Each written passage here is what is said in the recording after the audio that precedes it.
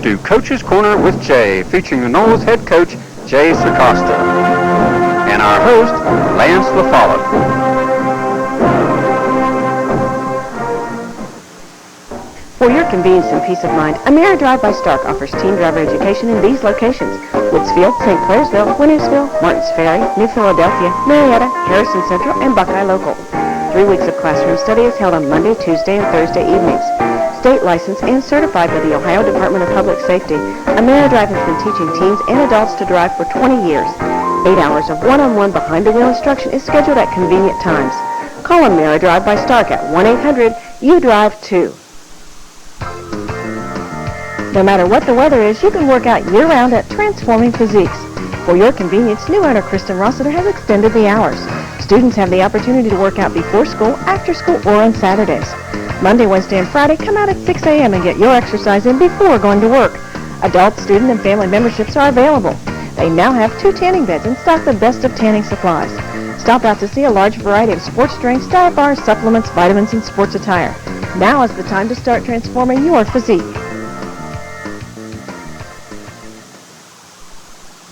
For over 100 years, Bauer Turner Furniture has been serving our community with quality furniture and bedding. After a big day, kick back and relax in a dual recliner sofa, or choose from living room suites featuring couches with comfy armchairs or matching recliners. Then pick the perfect coffee table and tables and lamp to suit your personality. Of course, they stock bedroom furniture to please the country, traditional, or contemporary decorator. Kitchen tables and chairs, hutches, entertainment centers, and more can be delivered to your home this week. So stop by Bauer Turner Furniture today.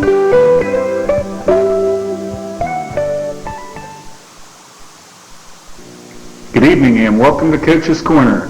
The regular season's over. The Seminoles finish at 9-1. Coach, congratulations on a great year. 9 victories, another home playoff game this year.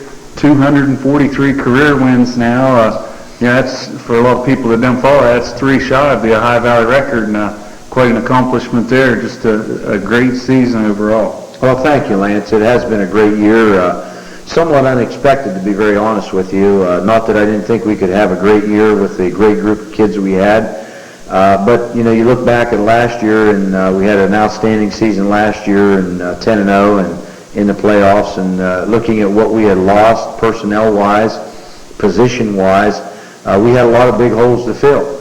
And a lot of guys stepped up and, did an outstanding job for us. And we were able to finish 9-1. And get ourselves back into the playoffs. Just a tremendous year, and I couldn't be any happier. And we owe a great deal of credit to our coaching staff, who's done an outstanding job, but most of all to the players that have done an outstanding job on the field day to day and week to week. We owe a lot of credit. I'd be remiss if we didn't say that we had an outstanding group of seniors this year. They provided our squad with leadership and direction, and that's what you have to have. And I think most coaches will tell you, your team usually goes in the direction your seniors go. And if your seniors provide leadership and do a good job in that respect, you usually have some success. And I feel we had a lot of success this year based on the direction that those guys led us in. So they are to be complimented. But overall, just an outstanding year, and I couldn't be happier. It had been nice to win maybe another championship, OVAC or PVC, and we were very close to that. And very, very close to back-to-back undefeated seasons. When you look at it, a near miss against Shenandoah, and we could have been 10-0 again this year, and that would have been an unbelievable task. But nonetheless, tremendous year, and I think these young men provided thrills for the fans, throughout the course of the year, and hopefully they can continue to provide those thrills. A lot of different things happening over the weekend. We knew that we needed several things to happen for us to be able to host that first-round playoff game, and somehow they did. And can you lead us through some of that? Well, what it boiled down to, Lance, was there was one game on Saturday that had a bearing on whether or not we played at home or went on the road, and that game was a game against Minford and Lucasville Valley. Actually was played at McDermott West High School, just very close there to Minford and also to Lucasville Valley.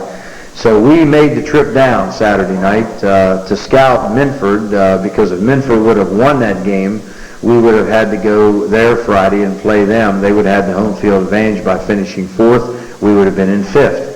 As a result, Lucasville Valley defeated Minford, so that put us in the 4th place and allowed us to host a first-round game against a different opponent who ended up in the 5th spot, and that was Nelsonville York. So we'll be hosting Nelsonville York tomorrow night at our field in the first round of the playoffs. And as most people know, first round you host, after that it goes to a neutral site. So we're just, number one, very happy that we're in the playoffs again for the 3rd straight year, and number 2, we're very happy to host. Okay. We'll come back and take a look at Nelsonville York here shortly, but first let's close the book on the Beallsville game. Just an unbelievable start for the Seminoles. You couldn't have hoped for a much better start. 28-0 first quarter lead, 47-0 at halftime. It's got to be good to get that kind of momentum heading to the playoffs. Well, it sure was. It was good to jump out to the big lead, but I didn't get too excited about that, Lance, when it happened, because if you recall the week before against Frontier, we jumped out to a quick 14-0 lead, and then things kind of went downhill from there. So offensively, we'd struggled here and there, and kind of played good for maybe a quarter, for a couple series, and not put together 4 quarters. So didn't know what to expect, and it ended up, it was kind of unexpected, easy win over Beallsville. I anticipated, even though their record was poor, we talked about that the previous week, that their kids are tough kids and they always put up a fight, and I expected a lot tougher game than what we end up getting. But we did get out of the gate quick, and we got several scores, had a big lead at halftime, got an opportunity for everybody to get in the game and play a good bit of ball, and it was a good way for our seniors to end up their last game as far as the regular season is concerned on their home field with a win over rival Beallsville. Okay. A lot of questions asked as far as the second half goes. It was a 10-minute third quarter, 8-minute fourth quarter. What transpired to cause that? Well, what happened is Coach Caldwell had asked the officials to ask me to shorten the second half quarters, something that in my 36 years of coaching that I've never really been a part of before. And they just felt that they were outmanned and it was only going to get worse. And as I told our kids at halftime, we weren't out to try to embarrass anybody. We never have tried to run the score up against anybody. When you look at it, we had 3 quick touches, because of interceptions, and then our younger guys, other than the first offense, scored a couple touchdowns. So, 62-6 wasn't by any means running anything up. And then as far as shortening the quarters, Coach Caldwell asked to do that. And so we talked it over with the officials, and then I talked it over with Coach Caldwell at halftime and said, what do you think is a fair time? And, do you want to go 10 the first quarter? We'll see how things go and then decide on the fourth quarter. And that's what we did. We set the third quarter at 10 minutes, and then we played a 8-minute fourth quarter. But no, that's something that you don't normally see. The officials are allowed to shorten quarters, but you're not allowed to just run the clock. So we had to do it by the book, and that's what we did upon their request. And I know one of their players at halftime, started the second half, was concerned why there was only 10 minutes on the board, and I informed him that was by the request of their coach, not us, that we'd have played the full 4 quarters, but that's what they wanted to do, and that's what we did. Okay. Well, like you said, a great offensive showing, a good defensive showing. A few things. One, chance to heal up, because I don't know that there were many bumps and bruises that come out of it with the first group.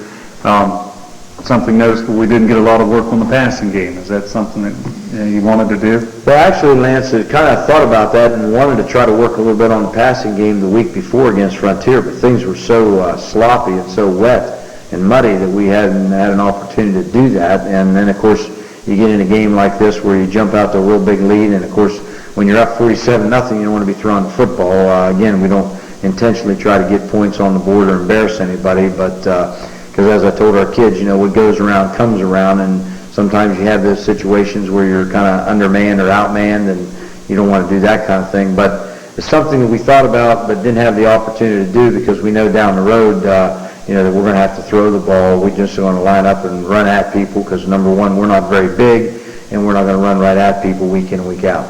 Okay. Well, a lot of highlights from last week. A lot of different players going to get to see themselves this week. So hang in there. We'll be right back with the highlights. McDonald's of Woodsfield is not just great food and lots of fun. It's a vital part of our community. Paula and Dell strongly believe in supporting our kids. both in school and in extracurricular activities. That's why McDonald's is proud to be the exclusive halftime sponsor for the Monroe Central Seminoles. They're happy to support our players, our cheerleaders, and our band. After the game, celebrate at McDonald's of Woodsfield, where we love to make you smile. Hi, I'm Bill Respect. You heard me talk many times about how we offer you the best variety at the best possible price every day. And we do it with no cards, no gimmicks, no hassle. Just like you, we're working to get the most we can for the money we spend. So if these things are important to you, come home to Respect. We'll even add customer service as we continue what Grandma started over 70 years ago.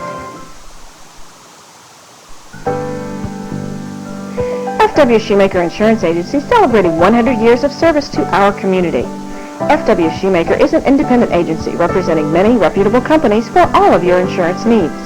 Only the most professional agencies represent Woodsfield Insurance. The best of the best are recognized as Woodsfield Platinum agencies, and FW Shoemaker is proud to be a Platinum agency. FW Shoemaker Insurance and the Monroe Central Seminoles, two winning traditions.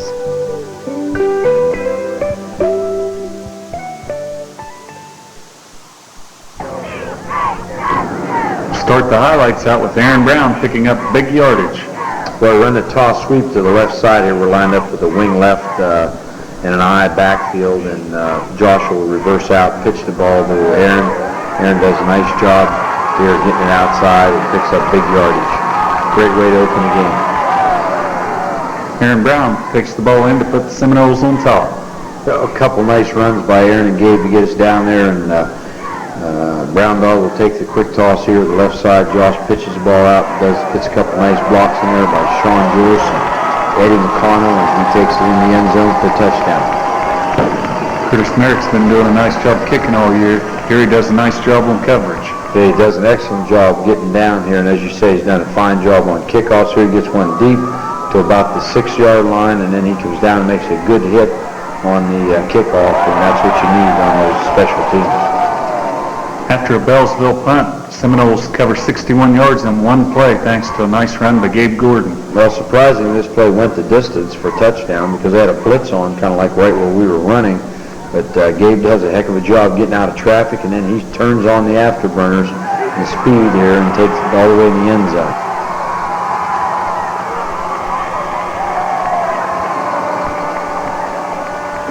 This the extra point try. It didn't work, but some quick thinking by Curtis Merrick. Yeah, here we don't get a good snap on the extra point. It was high, bounced right into Curtis's hand. He turned and threw the ball to his left to Josh. And really, there wasn't any official right on the play.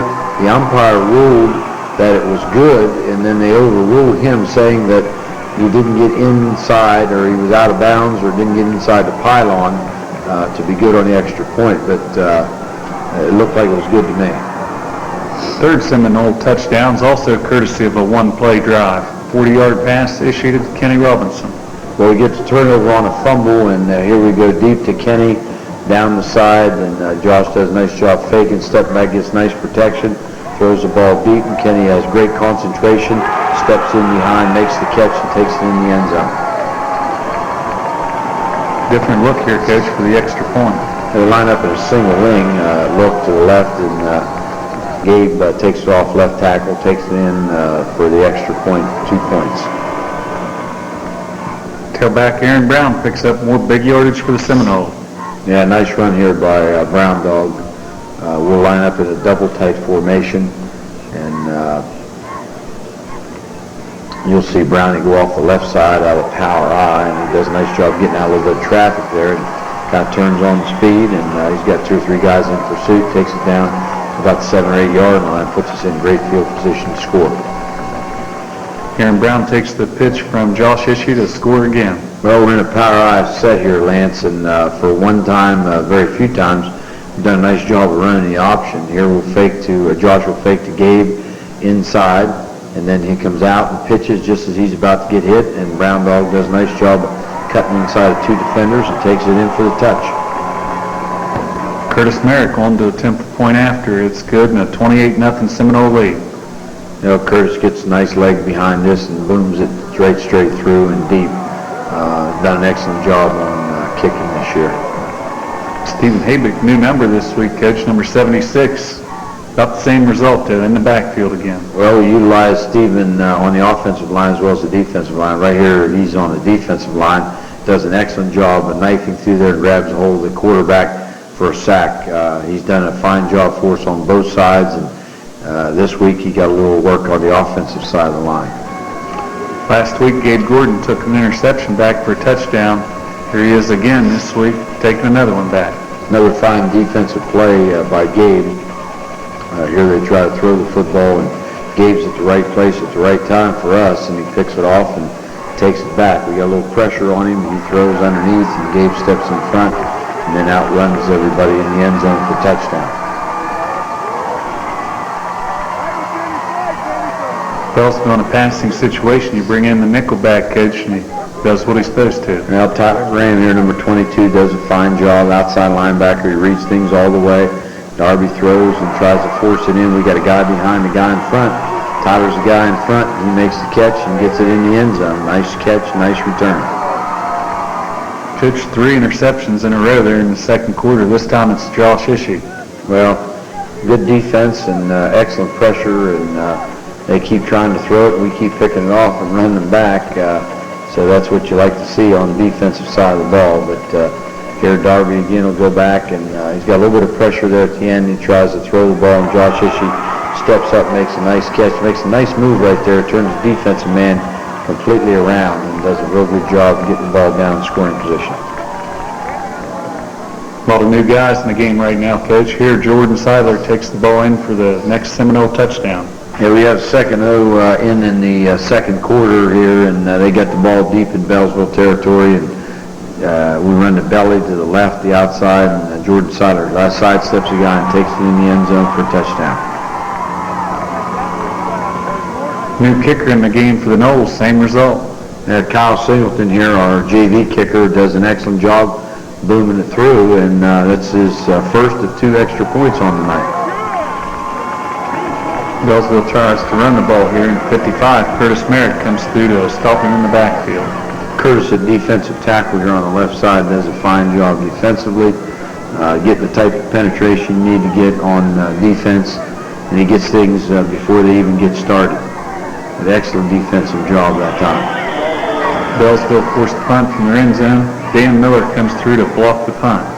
I really didn't have a block on here. I don't know whether Dan didn't hear things or what, but he came hard from the left side, and you'll see him come right through and block the punt, and the ball goes out of the end zone for safety. Gabe Gordon this time covering the distance for the next Seminole touchdown. Well, Gabe, good night as far as rushing is concerned. I think about 127 yards rushing. Browning had about 19 yards rushing, but here Gabe does a nice job moving outside, then back inside, and again showing some speed, taking the ball in the end zone. Fourth quarter action now. Tyler Graham comes around this side for a big game. Well, Tyler's lined up in the tailback spot here out of the I formation. Got a wing to this side. A little toss sweep to him. He does a nice job cutting back right there, bouncing off a couple guys, and then take it to the outside and getting the ball all the way down and deep in their territory. Here, freshman tailback Jordan Wells picks up big yardage around the right end. Yeah, number 21, Jordan Wells here lined up the tailback spot. Will go to the right side on a toss sweep, and he picks up nice yardage. Does a good job making a move inside then out, and gets an excellent run. Number 46, Jake Yamagata takes the ball in for the final Seminole touchdown. There we're lined up with a wing to the left side, strong to the left side. Jake will take it off the left side and then cut it back nice to the right side and find his way to the end zone. Nice run here by Jake. There you'll see him cut back right there against the grain and takes it in for a touch. We'll be right back to take a look at this week's Citizens National Bank Play of the Week.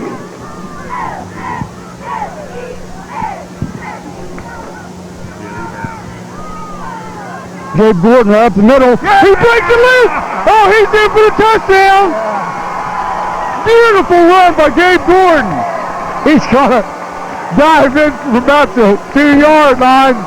James Gordon showed that speed. We got Kenny Robinson splits all right. Let's see, we might want to go to him this first down play. And that will be the call, Matt.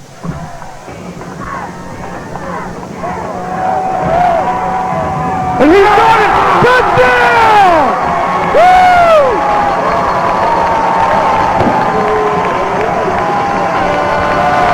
Woo! Yeah, man, I called that one. Yes, you did, Anthony. I'll pat myself on the back. You got to know that when you got a 6'4" receiver out there, Kenny in the game. Oh, he's playing with the first team defense. And intercepted by Graham. He's going to take it. Oh, he's in! Yeah, give it to him. Tyler Graham, first play in there on defense, intercepts the pass and takes it in for a touchdown from another. The Citizens National Bank of Woodsfield, home-owned and independently operated since 1933. Your community bank. Our officers, directors, and staff are dedicated to customer and community service. We reinvest your deposit dollars locally. So remember, banking with us is not only good for you, but it's good for your community. Citizens National Bank of Woodsfield. Member FDIC Equal Housing Lender.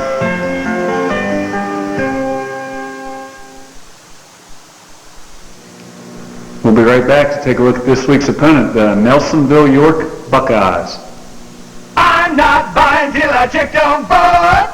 When it comes to the regular maintenance of your Ford, Lincoln, or Mercury, come to the service department at Doane Ford.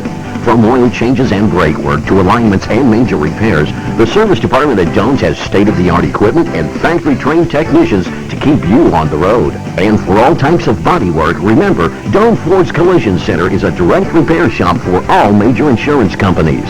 I'm not buying till I checked on board. Since 1887, folks have trusted Woodsfield Savings Bank with their financial needs.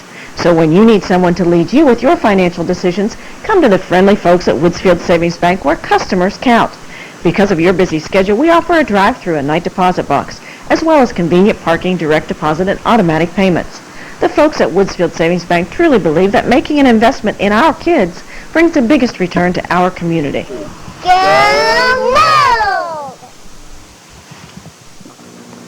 This week's opponent, the Nelsonville York Buckeyes. So you fans out there that's been looking for a Seminoles Buckeyes matchup, you got one this week. Hopefully everybody will get out here and watch it.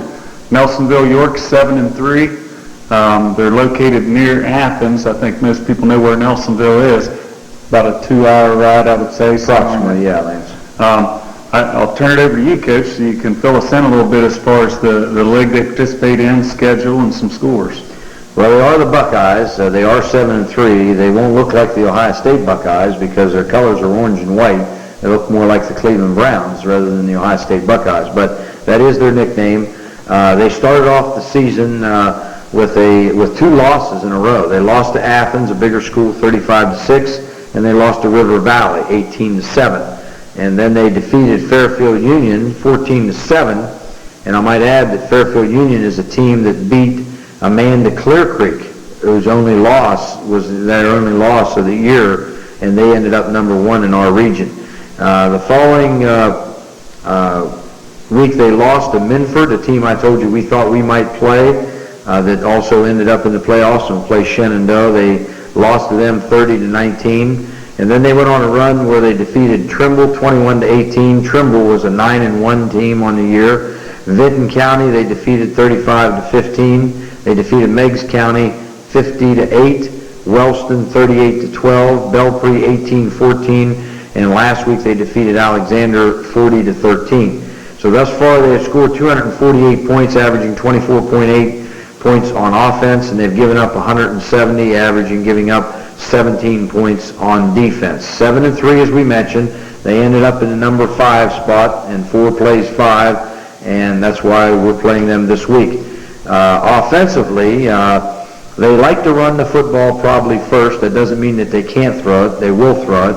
They're under the direction of a freshman quarterback. He didn't start out a quarterback at the beginning of the year, but he's been there and he is their starting quarterback. We'll talk about the backs here in a minute. But the offensive line is a big offensive line, starting with center Adam Wilson, senior, 6'3", 238. He's number 57.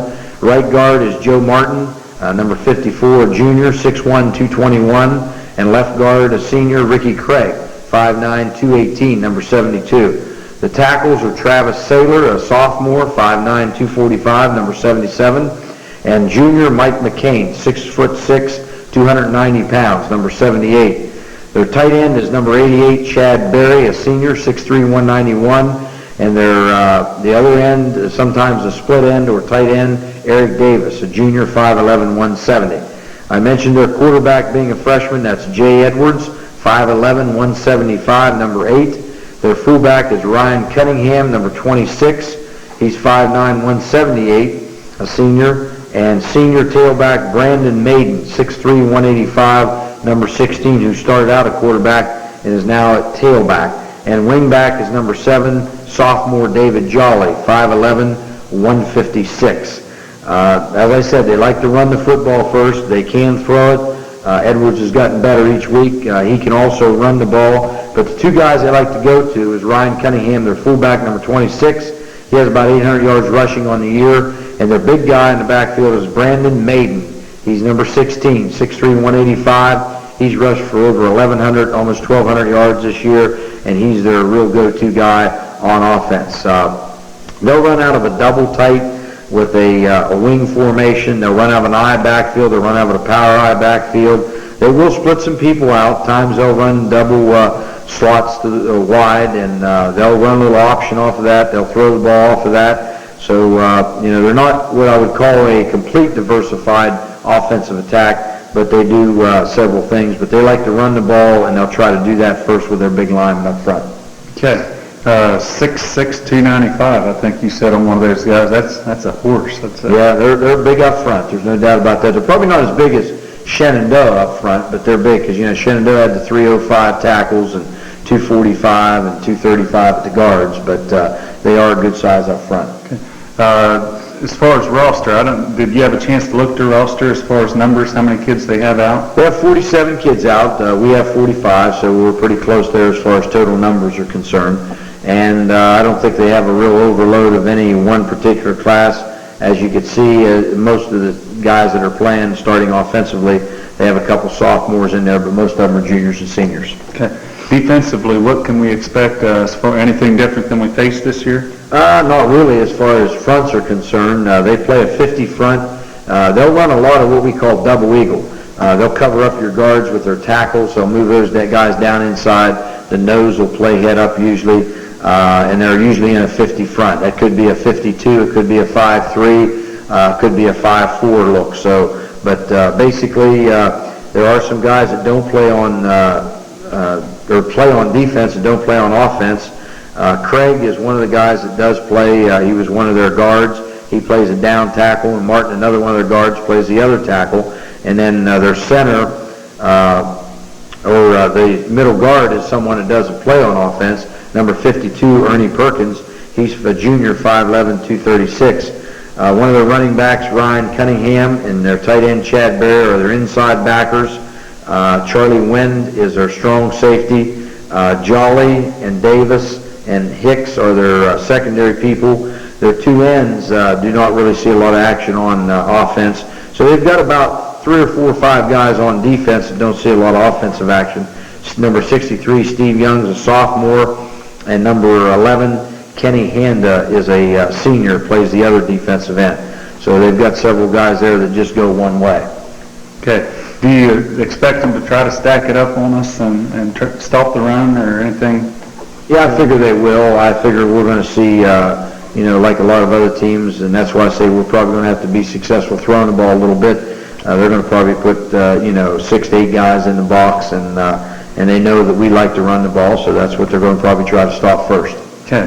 Let's look at the Seminoles now. We've got a few guys banged up there in the last few weeks. Health-wise, where do we stand? Well, we're not too bad. I wouldn't say we're 100%. Of course, most people know we lost Robbie Dimmerling with a knee injury. He's out for the rest of the year, and that's a big loss to our offensive line.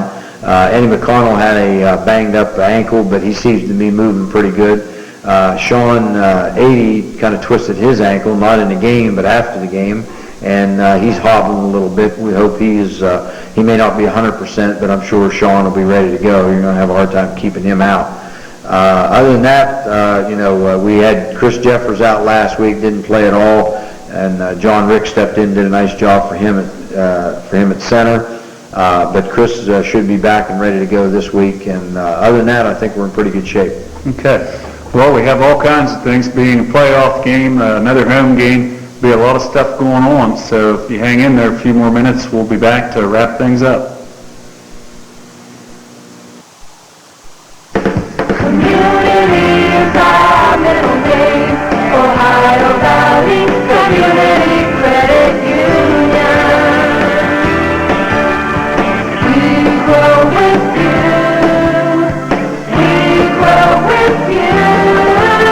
Community is our middle name. Ohio Valley Community Credit Union.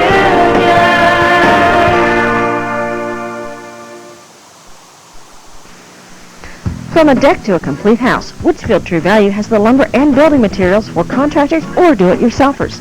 Before you go out of town, bring your plans into Troy and Mike for a free estimate.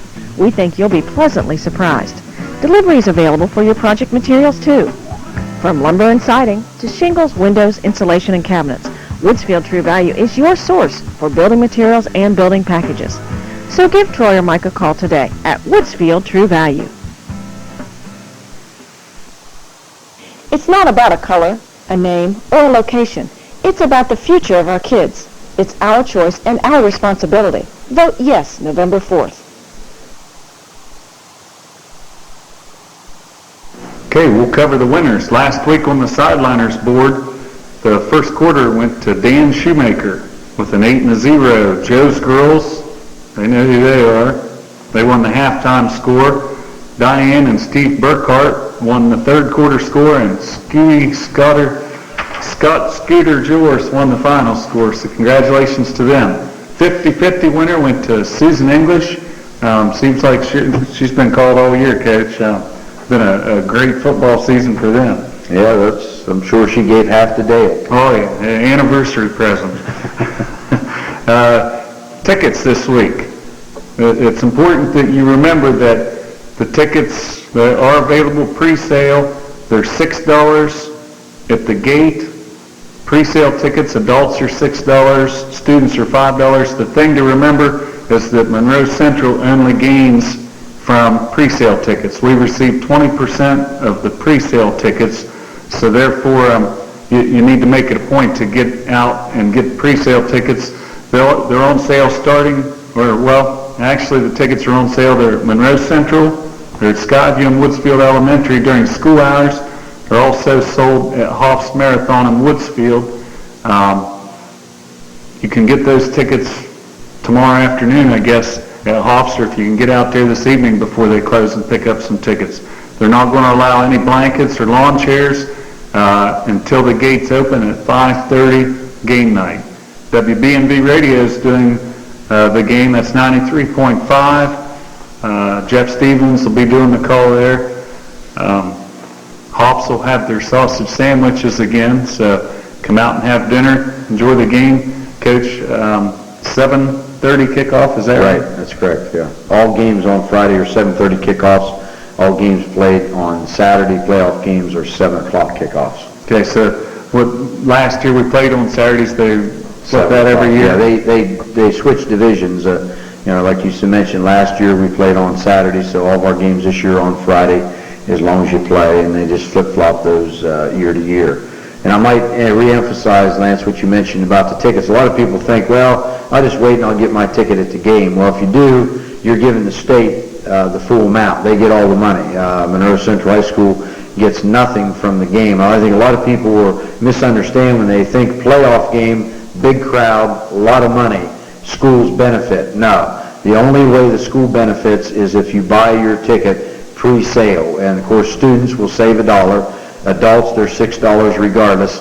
But if you want to have some of your money go to the school and reap some benefits from it, you need to buy them on pre-sale. And at one of those places that Lance mentioned, they'll have them on pre-sale. Okay.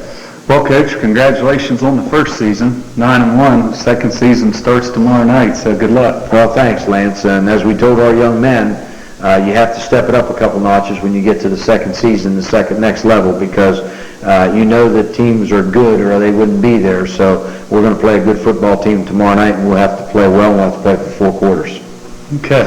Well, hope to see everyone out here tomorrow night. Bring those noisemakers and get behind the Knolls. Good night, everyone.